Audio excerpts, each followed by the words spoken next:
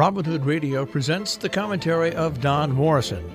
Don is a former editor at Time magazine. He's an author, lecturer, and member of the Berkshire Eagle Advisory Board. In the past few months, some U.S. states have passed laws limiting abortions, books, transgender rights, environmental rules, vaccine mandates, and the teaching of racial history.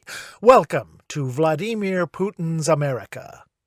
I'm not saying we're about to invade Ukraine or anywhere, though some of the folks pushing these laws might be pleased if we did. No, I'm referring to similarities between Putin's justification for invading Ukraine and America's so-called culture wars.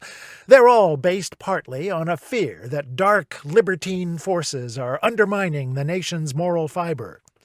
In Russia, the targets are Western values, democracy, consumerism, secularism, gay and women's rights, free speech. Putin has argued that a decadent U.S. and Europe are encircling Russia to impose those horrors on a devout, manly nation. Also that Ukraine, under America's spell, is becoming too Western. So he's become the self-appointed protector of the conservative, militantly bigoted Roman Orthodox Church and its campaign against gays, feminists, and what's left of free thought. Not surprising that Putin is popular among conservatives in the U.S. He speaks their language. They, too, want to revive the values of an American past when men were men, gender and racial boundaries were clear. But mostly they want to run the country their way. It's obvious that Putin, too, is invading Ukraine for political reasons, to restore the Russian Empire. That religious and cultural stuff, mostly for domestic consumption. Besides, he's quite a libertine himself, lots of mansions and mistresses. We had a president like that once. Not surprising that he and Putin were pals.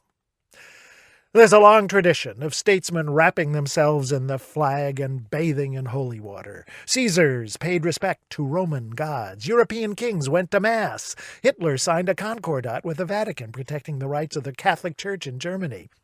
The lesson here is that leaders throughout history have used religion and culture to justify all sorts of mayhem. Invoking God or tradition doesn't make it right. So when someone says we must act forcefully to protect our values, hang on to your wallet.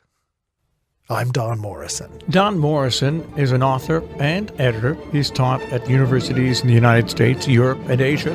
He's the European editor of the British magazine Port and a member of the Berkshire Eagle Advisory Board.